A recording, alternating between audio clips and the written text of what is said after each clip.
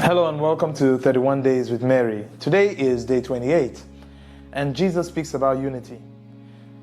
Day 28 of 31 Days with Mary. Very quickly, we've been speaking about how to deepen our relationship with Jesus through the eyes of Mary.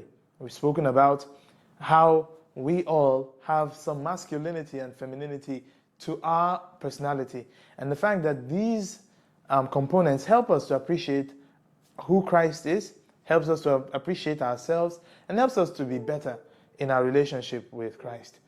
Today, unity is a very important thing in our world, especially since we are mostly divided. Despite the fact that we have communication, we have means of social interaction, we are mostly divided. And this division is not just something extraneous to us. It's not something just out there. It starts from within. And that is why Jesus in the gospel will pray that, Father, may they be one, just like you and I are one. And just as I have shown them that unity is the way to go. One thing that Jesus Christ seeks to do is to repair our broken world by repairing the broken persons. It is we who have accepted him as our Lord and Savior that he starts his work with. The mystery of salvation and redemption begins with you. It begins with me. It begins with the individual. Because if the person is whole and healed, then society will benefit from it. The reason why there are a lot of broken relationships is because there are broken people.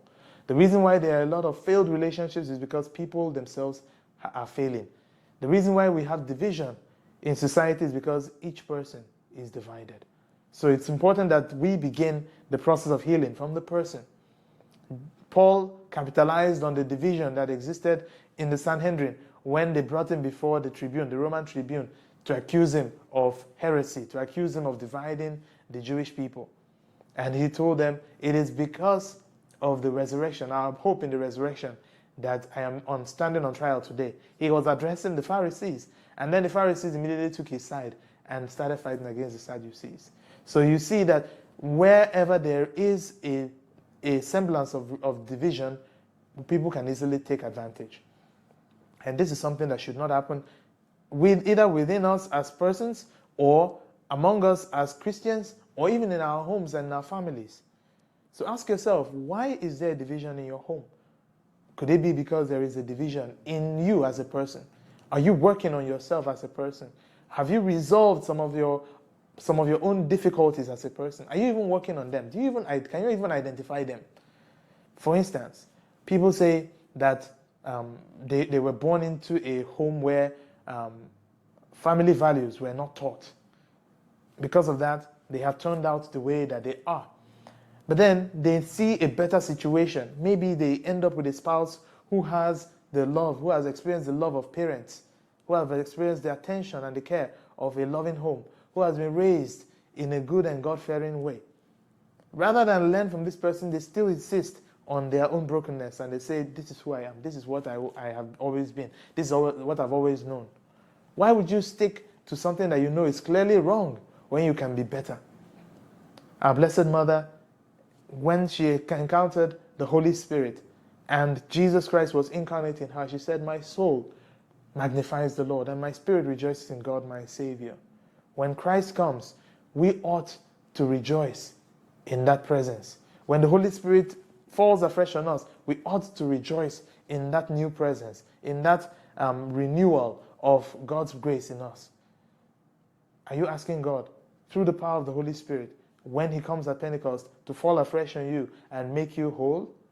Or are you just insisting on being broken? We all have one form of brokenness or the other.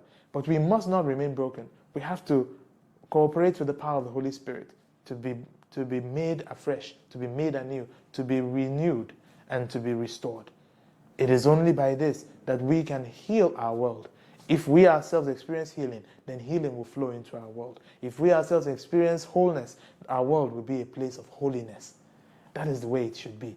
We should not inflict our brokenness on the world. Rather, let us work to make our world whole. Let us work to heal our world. We are in a very difficult time. And a lot of people are suffering as a result How can you bring sunshine into the world today? How can you bring grace into the world today? How can you bring hope into the world today? How can you put a smile on someone's face today?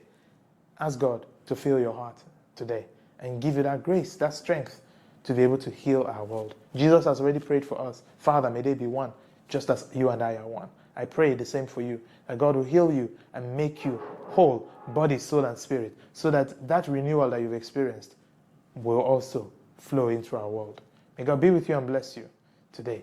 I want you in your journal today to ask yourself, in what ways have I engendered division? In what ways have I sowed seeds of discord in the life of my family, in the life of my friends, in the life of the society where I find myself? And how can I heal this society by my actions today? I pray that God will be with you and bless you. The Lord be with you. And may Almighty God bless you, the Father and the Son and the Holy Spirit. Do have a beautiful day, and God bless you.